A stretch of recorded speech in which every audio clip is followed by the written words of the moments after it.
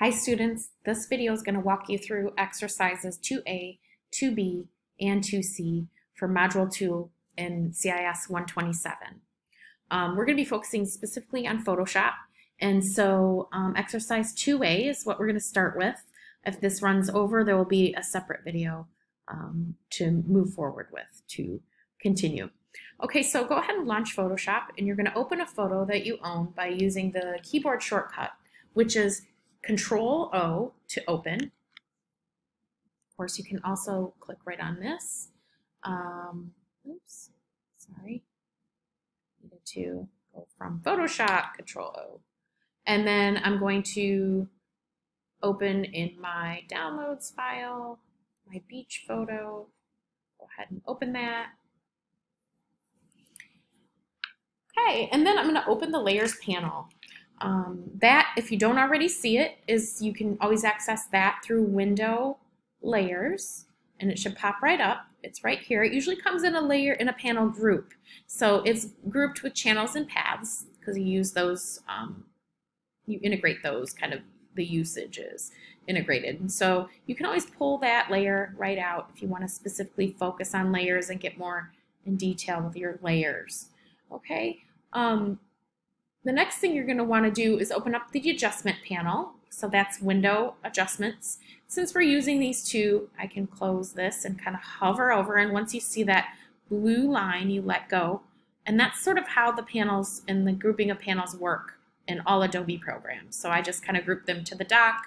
I'm going to pull out layers, and my adjustments are still grouped to the dock. But if I don't want to work with them together, I can go ahead and hover. As long as I hover and this thing turns translucent or transparent, then I can utilize them that way. All right.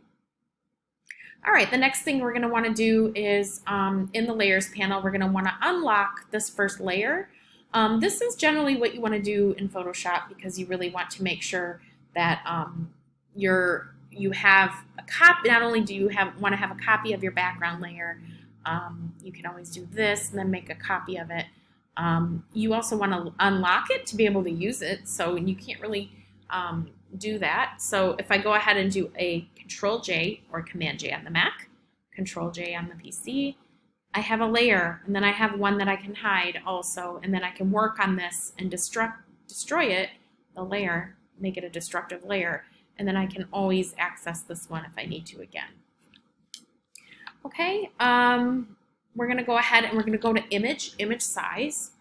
Image size. This is the next thing you always want to check. I opened up this image and I think I defaulted in 72 resolution for the last thing that I was working on in Photoshop, and so it automatically defaulted to that. So, but if you are in 300 resolution, you really want to shrink that down to 72. So you would change that to 72. Make sure that this is selected when you do so because you want it to do it proportionately, and then select OK. Okay, mine's already there, so I really don't need to change it. So again, you would type in 72, and then you'd say OK.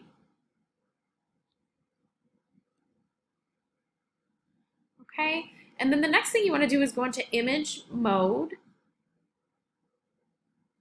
and you want to make sure that in image mode you're working in RGB color mode.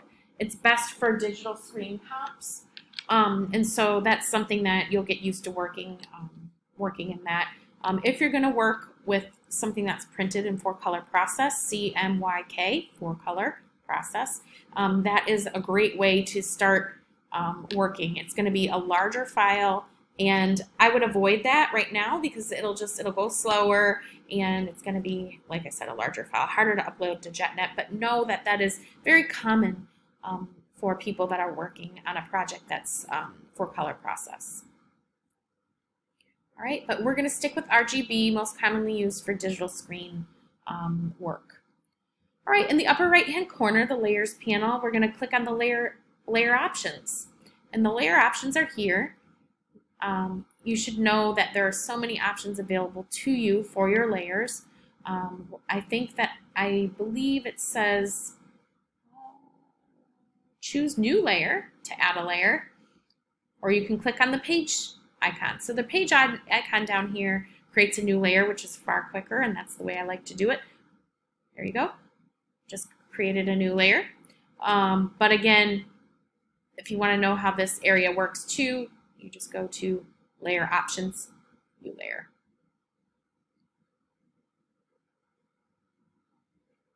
Okay, now make sure you select the new layer. Mine is selected.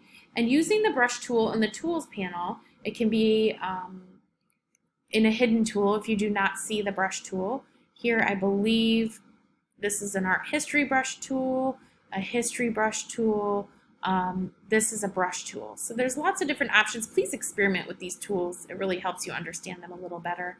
I selected the brush tool. If you do not see it, go down to your little ellipses down here and you can edit your toolbar, and you can then drag it and drop it, single column marquee. Say I wanted that to be in my extra tools. So I'm going to cancel out of that. But you can do it that way to add. Again, I'm going to go back up to my brush tool, and it wants me to, I'm only at a 9. I'm going to make this a little bigger using my up bracket, left and right. I'm sorry, not up bracket, but my right and left bracket. I'm going to want to, it wants me to draw or paint something on the empty top layer, which is where I'm at. I'm just going to go ahead, and I think I'm going to swap it this way. Make sure that it's not super hard. I want it to have a little bit more softness, especially if it's in the clouds. And I'm just going to go ahead and just do something like this.